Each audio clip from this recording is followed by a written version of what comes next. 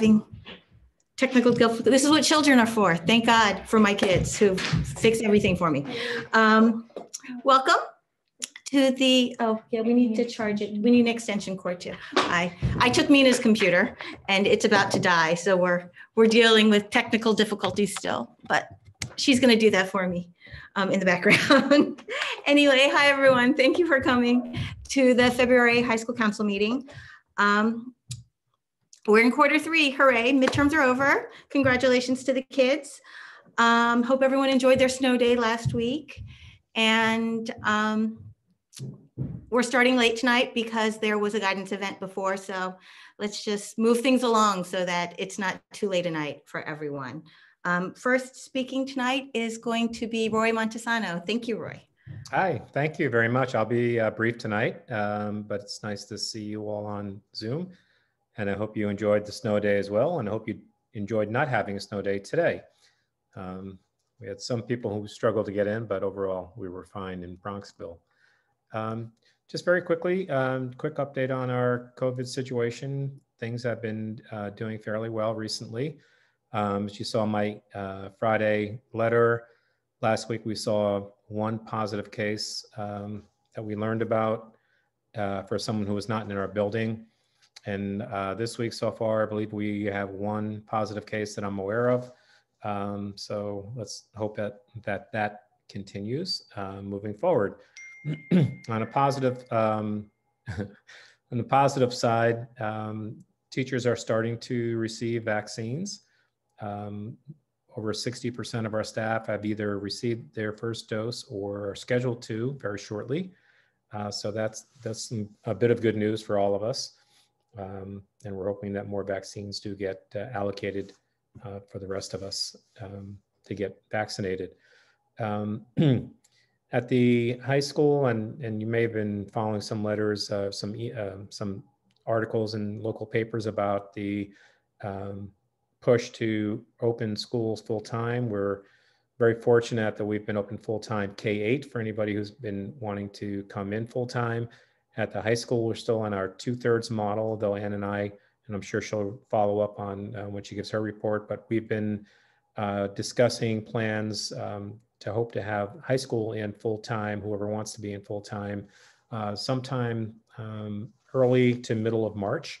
We'll start to phase that in as best we can, partially due to the way things are trending for us, but also we expect to have some of our additional rooms back online again as we get near the end of the capital project. The guidance suite, I was down there today and they're starting to lay the floor down, which is one of the last things they will do there, which is kind of exciting to see. We expect that to be turned over right after the break, turn the old guidance office back into a classroom. And then shortly after that, a week to 2 after that, we should have the atrium opened up is what I'm told. And we're keeping our fingers crossed for that. So that will free up another classroom upstairs. So we'll have some additional spaces. And we think based on the number of students who are currently in person, we should have the ability to bring everybody back full time. So those are some exciting things to look forward to. On the board side, we had our first budget workshop last Saturday or 2 Saturdays ago, where we did a preliminary presentation of where our budget is looking at based on caps from the state, based on revenue predictions, and a whole host of other things. It's going to be a challenging budget year for us. We know that in order for us to get to the cap number, which is about a 1.7% number, we were looking to have to cut from our preliminary budget about, I don't know, $1.1 million or so. And we've been working at that with Dan Carlin and our administrative team. And we feel pretty comfortable that we'll be able to come in with a balanced budget under the cap, or at the cap at least, without any program cuts or staffing cuts that we should endure. So those are positive trends. Our second budget workshop will be on March 6th, which is a Saturday as well. And by that time, we hope to have a fairly good handle on what our budget is looking like. That's pretty much it from my end. You know, as we get into the second half of the year, the only one thing I do want to remind everybody is with the holiday coming up, I can't emphasize enough that we really need your cooperation for those who might be traveling out of the contiguous state area to please abide by the travel restrictions of New York State and keep your children home who need to be quarantined. And if that is the case, just let Ann know and we'll make sure we have the proper arrangements in place. But we really want to make sure that we avoid any kind of spike after the holiday break of anyone who might have been traveling or whatever. So we'd appreciate your cooperation on that end. And I see Joe is on the call tonight too, so I'm sure he will be talking about all things athletics and how we're starting the high-risk winter season moving forward, which has started this week. So from my perspective, that's all I have, unless somebody else has a question for me. Okay, no questions yet, Roy, but if anything comes up, I'll be around. Thanks. And just to note, the numbers in Bronxville have gone down significantly since the last time we spoke. I think they're in the 40s now. So yeah, that's terrific. So all the more reason to be careful after the break as well. We don't want anything to spike afterwards. Next, our principal, Ann Meyer, is going to be speaking. Ann? Hi, everyone. Thanks for joining us.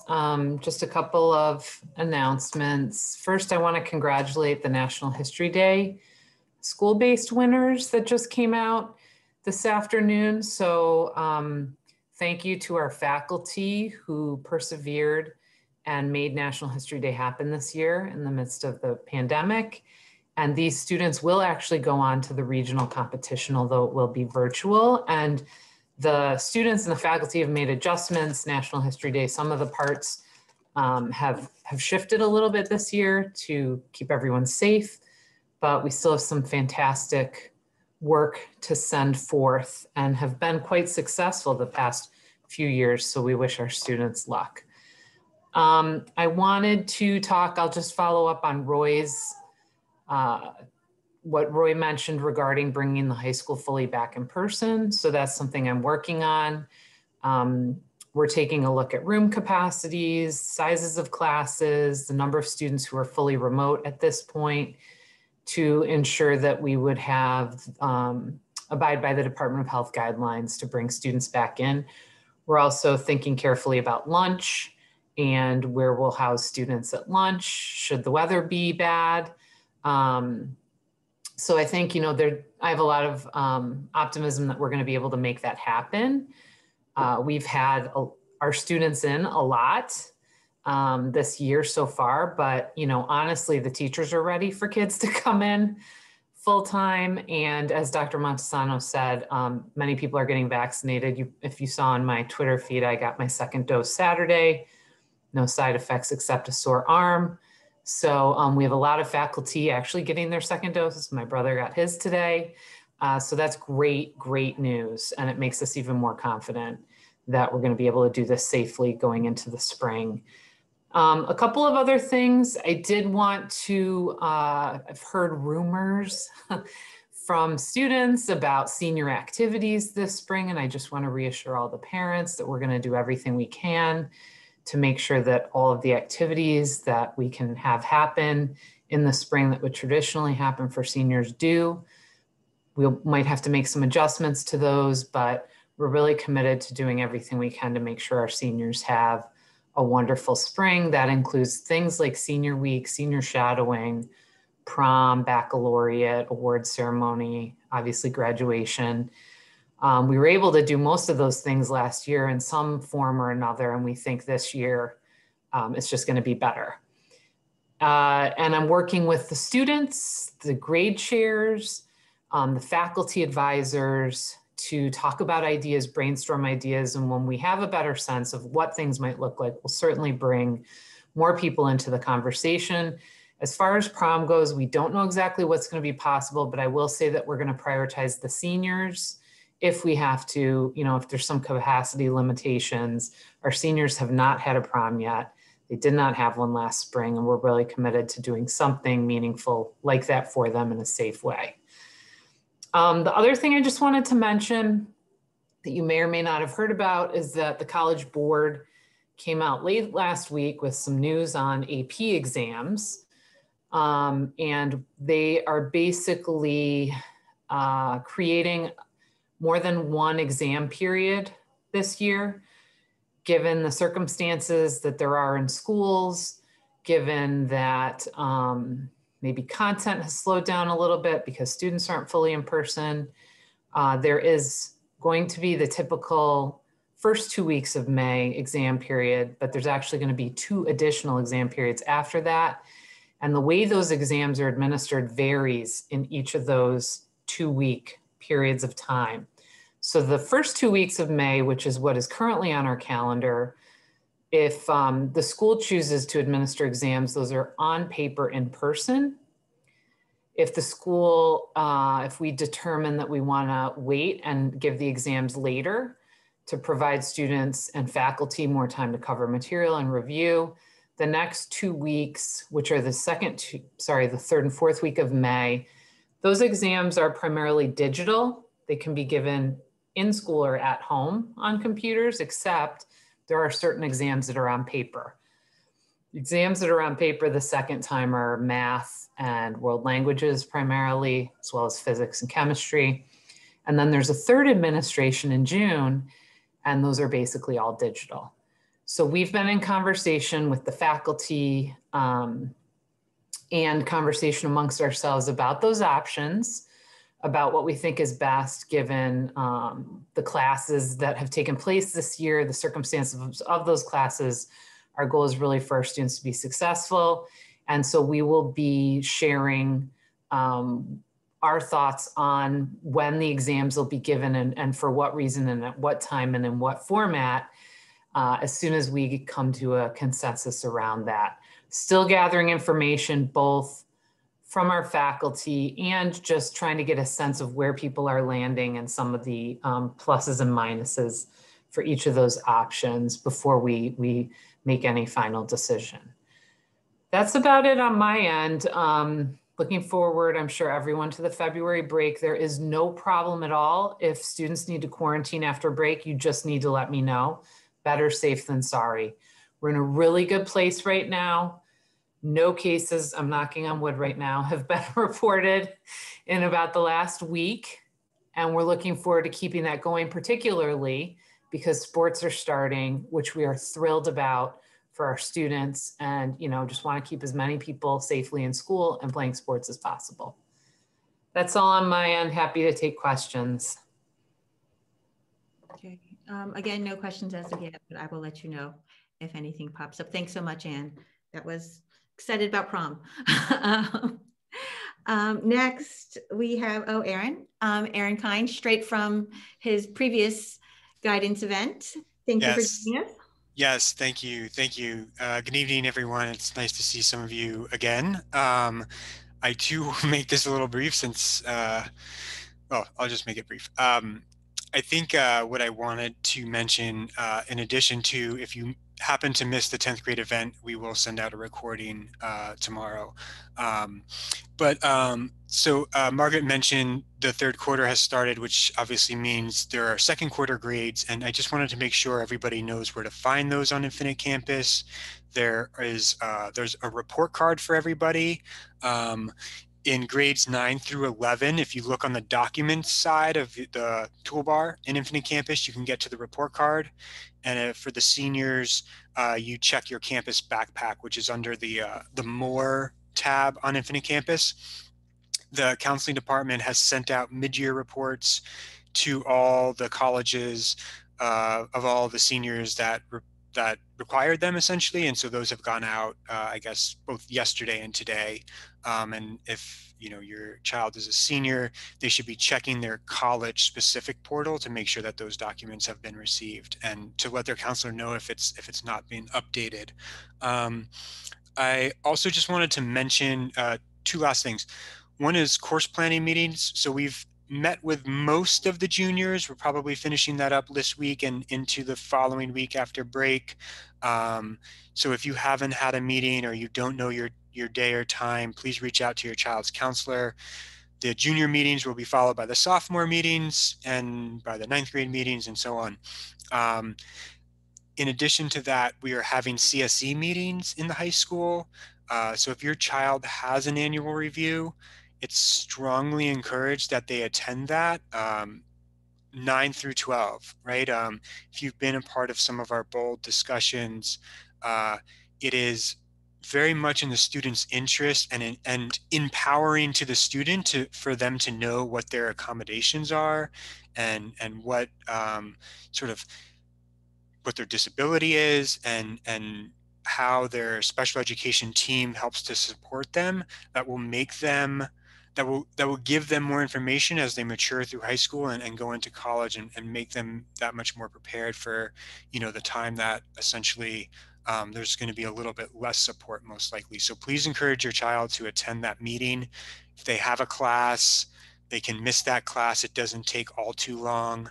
And so try to make sure your student knows when that is. I think that's about it for me.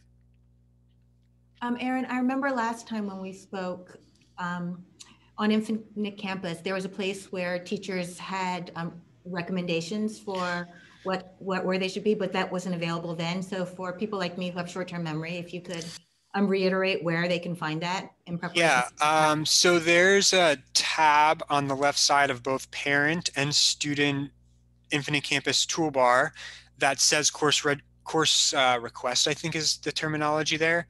And so if you just click that, that's where you're going to see what's been recommended for you by your child's current teacher, and then also where you're going to be able to go to add to what you would like to take for next year.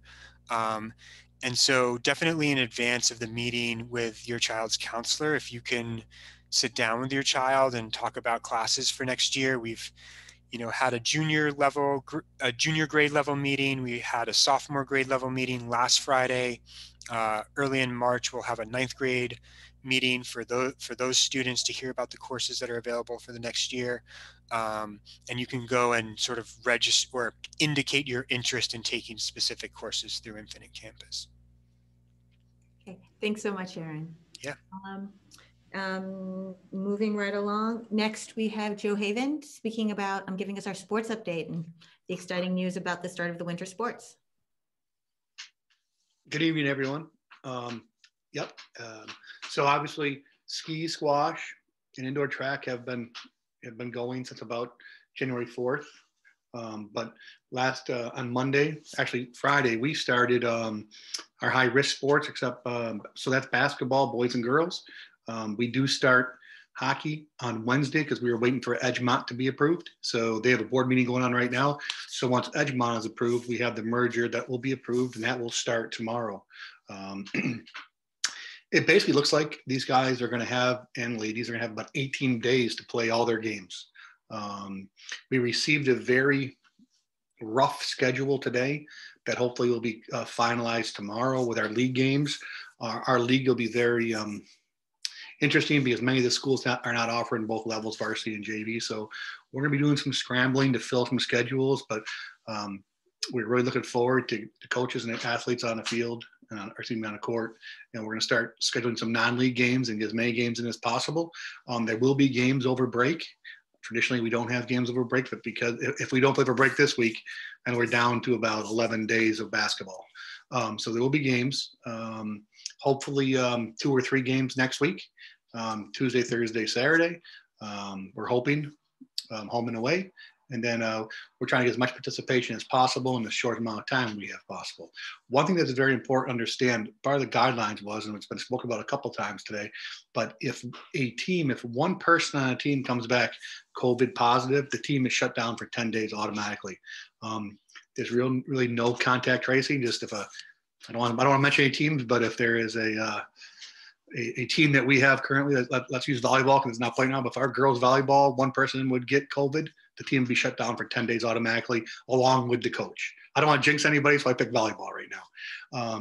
So we do have that. So please, parents, I spoke to the children every day, or at least I spoke to every group so far, talking about being social responsible and being smart. I mean, they've really been working hard with our open gyms that the coaches have provided, and we're trying to give them an opportunity to play, but it really is on them to make sure they do the proper things, because if we lose 10 days, as I said to you already, we have 18 days to play. And if we lose 10 of them, I don't know how many games we'll get in.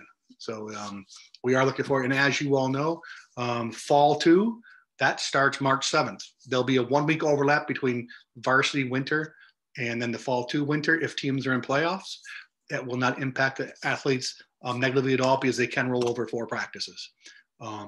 So that will start on March 7th. We'll open up Family ID most likely in about another week here for that. And just please make sure your physicals are updated and the athletes will be good to go. Thank you so much, Joe. Thank you. And that's additional impetus for everyone to be safe and socially distance and be mindful of the rules after February break. I think it all bears reiterating. Okay, let's move on to our grade chairs to give us their updates for each grade. There are several screens, so I actually can't see who's on. Is anyone on from 9th grade? Yes, good evening.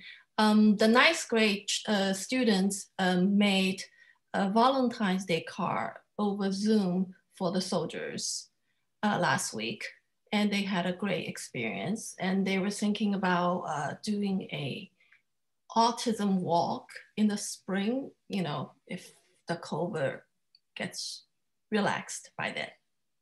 That's the plan. Oh, that sounds great.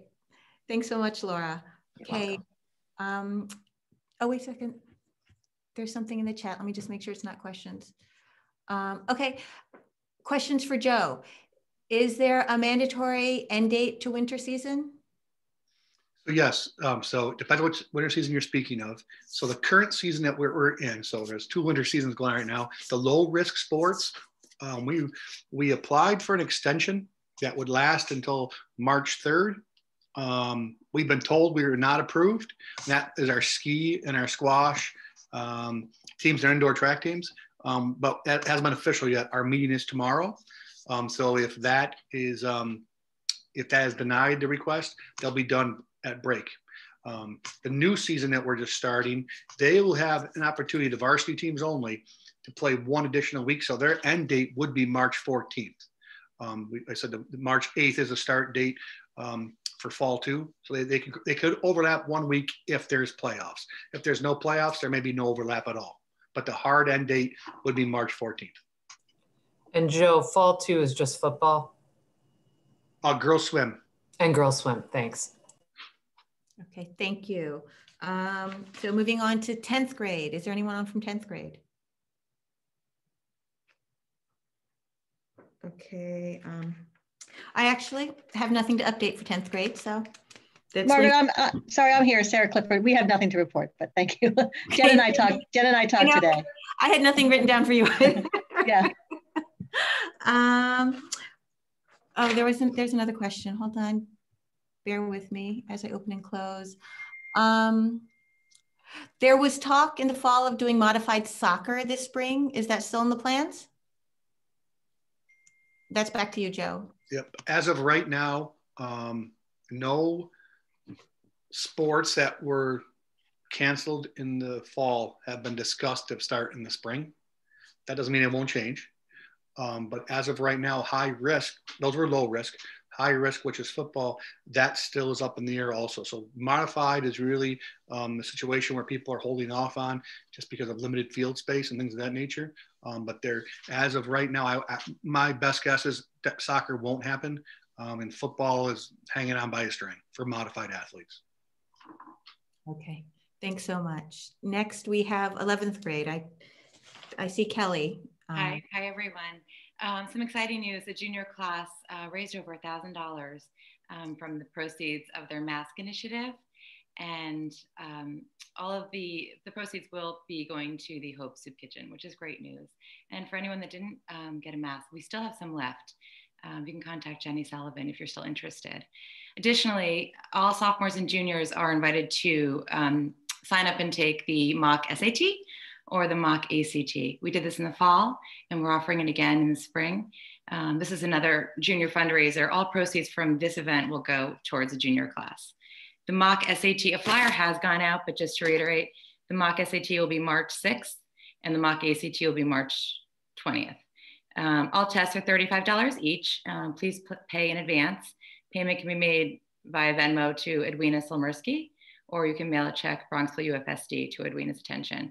And then you just register through Bespoke with Lee Klein. Any questions, don't hesitate to reach out to one of the 11th grade chairs. We're happy to help. So, and I believe the deadline for signing up is this Friday, right? I think it's the 25th. So it's after break. Okay. Yeah. It's a Thursday after break. People have a little time, but the sooner the better. Okay. And really for people who haven't dealt with the SAT and the ACT, this is actually one great way to figure out which test your student wants to take, because Bespoke you'll take both and they'll actually review them with you and give you recommendations on which, and your child actually just gets a sense of if they're more comfortable with one test or the other. So, and in doing so, you are supporting your junior class, double fees. Great. So it's all great. Thank you. Okay, another question there's a lot of questions for Joe tonight. They were asking with respect to the swim, is that swim and dive? And regardless, will it be open to the middle school as well? And I'm sorry, I'm stealing all your time here. I will say so it is swim and dive. We have secured, for swim team, we have secured the new Rochelle YMCA as our pool. Traditionally, our traditional pool was not available this year, so we have swim that. We are still working with trying to find a place for our students to dive. We think we have a good lead on a pool for that, but still haven't got final approval for that. Middle school athletes would have to pass the APP to move up to varsity for swim, but that possibility is available. But as I said, we will start swim and dive Monday through, I believe we're going to go Monday, Wednesday, Friday to start at the new Rochelle YMCA. And Coach Galimi will be reaching out to the student athletes very shortly. Okay, and you have another question, Joe. It really is all about you tonight, Joe. Will spring sports, particularly baseball, for this parent, follow traditional schedule, or will they start late? All spring sports will start April 19th. And right now they're scheduled to have a culminating activity somewhere around the second week of June. That may go a little bit longer, just depending upon regions and depending on what schools have planned. But as of right now, it's April 19th. Okay, great, thank you. And I believe this was answered before, but just in case, are there any plans for modified sports for 7th or 8th graders? The ones that have been canceled, I don't see happening, but the spring ones have not been, the spring low risk have not been stopped by the section yet. So I do have I'm very confident that we'll be having some modified athletics for the spring sports. Obviously they're outdoors, traditional seasons, and they didn't have the opportunity to play last year. And I think that's part of the issue. But we have not been, it's interesting because of the DOH and things of that nature, we're not getting ahead of schedules like we normally do.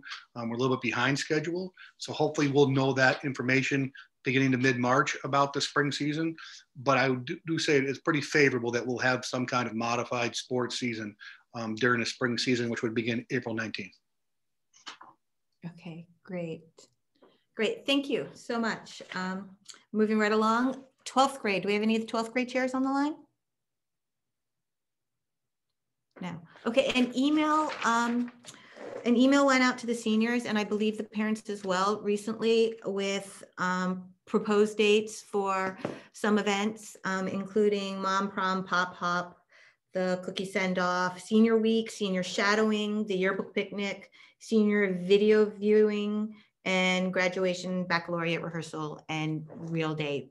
Now, all of those obviously, like some of those will definitely happen, but others are up in the air depending on COVID. So just letting senior parents know that all of this is being kept in mind and we're really doing the best we can to accommodate the seniors with as much of a fulsome senior experience as they can possibly have in this current environment.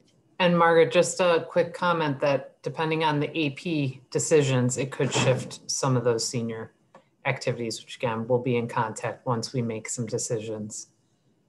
Thank you, Ann. That's excellent. Not cancel them, just shift them. Because we are flexible and accommodating at all times. Okay, next we have Juan Dricchio. She's going to be updating us on what's going on at the Bronxville Foundation. Is Juan here? I'm checking. No, okay, she might have popped off. Okay, She's not on. However, she wanted to let people know that the community drive and the grant season are still in process. So they're raising money. Please donate. It's a wonderful cause, and it supports our school. The grant season is in process. If you have proposals, please submit them to the Bronxville Foundation. And then there is going to be an alumni newsletter coming out. So keep an eye out for that. I'm sure she would have said it much more fulsomely, but those are the bullet points that I have. Next, we have Jennifer Heathwood and Amy Weiser talking about volunteer opportunities for next year. Hi, thank you, Margaret. So many of you may know that I am the incoming PTA president for next year for 2021-2022. And we're just launching the volunteer drive over the next month or so. So this is a great opportunity for you to step up, lean in, think about volunteering for the PTA for next year. I think it's going to be a great year. It's our 100th anniversary in 2022, which is so exciting. And just to give you a little background, the PTA supports all 3 of our schools, and there are many ways to get involved. You can get involved either at the PTA board level or in the individual school council levels, either high school or if you have a middle schooler or elementary schooler as well. And just to point out a few things that we did over the last year, perhaps you enjoyed the Light Up the Night event, or you participated in the teacher appreciation letter writing campaign, which I've heard had a really big impact on our teachers in the school. Or maybe you've seen the signs on the school thanking the teachers that are up, or perhaps you attended the How to Raise an Adult book club, or the talk with Alec Miller about mental health and wellness programs in our school. Or maybe you're looking forward to the upcoming Spring into the Arts event coming up in a couple weeks to highlight the fine arts in our school.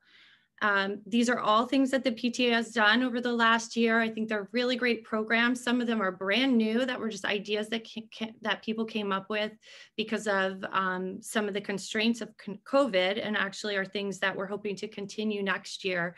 So there's really many ways to get involved. It's rewarding both to help your kids in the community, but also selfishly to connect with people, network, make new friends.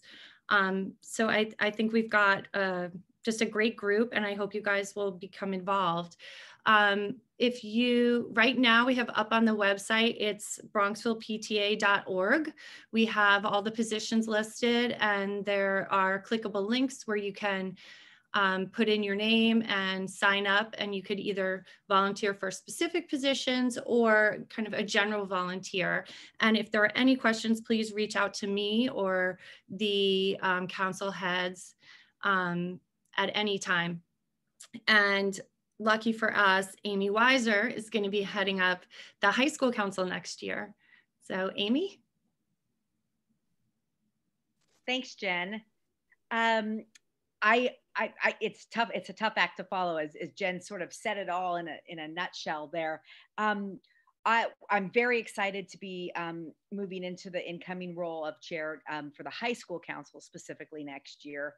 And we are absolutely looking for many people to step up. I think we're going to have I do think the next year is going to be exciting and a new normal probably, but certainly different than this year as well. And so we're looking for multiple roles to be filled. I think almost all of the positions are up on the PTA website. There is a plethora of them, and all with varying commitment levels. So if you don't think you have enough time, or you're not able or willing to step into a big role, there's plenty of things to get involved in. It's a great way to learn the high school. So if you're new to the high school, if you're a ninth grade, and you have a rising ninth grader, it's a fabulous way truly to learn the school and set yourself up, you know, for future years. But there are many roles. If you have any questions at all, I think the best way to look at what's available, what's needed and available is to go to the website. But you're certainly welcome to reach out to either Margaret or myself and with any questions, or Jen. She's familiar with all three schools. And we're just looking for lots of people, lots of energy. I'm very excited, and reach out please for anything that you might be interested in. Yes, I couldn't agree more. Everyone volunteer. The more the merrier. Jen and Amy are really two of the nicest people you will ever meet. They are so much fun to work with. And you know, if you're for those of you who have high school students, you get to hang out with Anne and Aaron and Roy and Joe, and it's all very good. And everyone's great. So the more the merrier, really. We also sent out an email this morning about grade chairs. We're trying to just get new. I feel like sometimes it's the same people who volunteer each and every time. So anyone who might be interested in a grade chair position to kind of and would like to step up, please reach out to either Amy or myself. We're happy to talk to you about what's going on. We can connect you with the current grade chairs. And it's really a great way to get to know the people in the school and other parents. You can make some fabulous friends in the PTA. Okay, that's my plug. Moving on, Bold. Is someone from Bold online? Yes, hi, this is Neve. I'm the chair of the Bold committee this year. Hi, everyone. As you know, BOLD stands for the Bronxville Organization for Learning Differences. So we do plan to have a school-wide book reading if everyone would like to join us. A book by Doctors Hollowell and Ratey. It's called ADHD 2.0. And they're going to draw on the latest science to provide a plan for minimizing the downside and maximizing the benefits of ADHD. At any age. So they're going to offer, in this book, they offer an arsenal of new strategies and lifestyle hacks for thriving with ADHD. So you can buy that book anytime. It's ordered at Warmrath, and we're going to hold a book discussion with Joyce Pistola on May 19th. So it's called ADHD 2.0. Bold will also start like a Bold group for parents. We're going to meet on the second Wednesday of the month. We'll be sending out an email about that. And it's just us getting together for a chat, swap stories, and support each other. And we'll also have some speaker series coming up, and you will be hearing from us once that's more organized. So thanks so much. Thank you, Margaret. Thank you, Neve. Be Well. Is there anyone from Be Well on the line? Hi, Margaret. It's Jen Meyer. Hello, Jen. Thanks so much. So I quickly just wanted to thank Erin Kind and the counseling department for tonight's 10th grade discussion and presentation.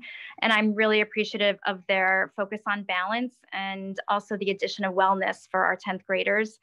And that said, we have Julie Lithcott-Pames, the author of How to Raise an Adult, and also the former dean at Stanford University, coming to do an Ask Me Anything session on February 23rd at 7 p.m. And for those of you who haven't had a chance to read the book, it would be I would highly recommend it. And otherwise, Jen Redmond and I will send out some Cliff Notes and YouTube TED Talks so you can get an idea of Julie's thoughts prior to that evening, if you'd like to attend. And lastly, I know Jen Heathwood just mentioned Alec Miller and the presentation he gave this week. We are going to continue a series on dialectical behavior therapy, otherwise known as Wise Mind Parenting. And Dr. Kelly Grayling has offered to go ahead and present 3 series that will continue Alec's talk. And this will start in March. So stay tuned for that. And again, if anyone would like to work with the Be Well Committee, we're so excited to have others join and continue our work. Thank you, Jen. And congratulations on the Wise Mind parenting presentation with Alec Miller. It was incredibly well attended and well done. So thank you for organizing that. It doesn't look like there are any questions. So I just wanted to remind people of some dates. The next meeting for the high school council will be on March 9th.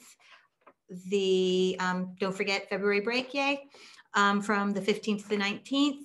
The Winter Sports Awards was incorrectly listed in the agenda. It's actually going to be on March 16th, not the 3rd.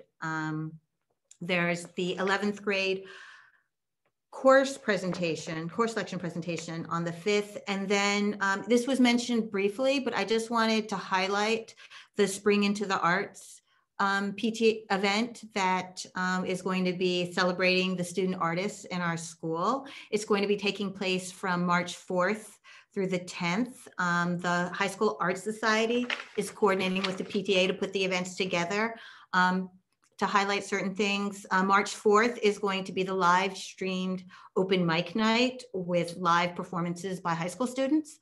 On the 5th, on March 5th, there'll be a kickoff to the Bronxville School Downtown Gallery Week. That includes artwork from K through 12 put up throughout town. So it's kind of like in collaboration with the community. So it's a great way for the community and the school to work together. And from the 5th through the 10th, there is going to be a kids scavenger hunt and art stroll. So you can get the materials off the website for that. And I believe there's a prize at Candy Rocks afterwards for the children who need more sugar. And that is it. Thank you so much, everyone, for coming. We will see you again in March. Enjoy your February break. I hope it is restful, fun, and safe. Everyone take care. We'll see you next month. Thank you. Bye-bye.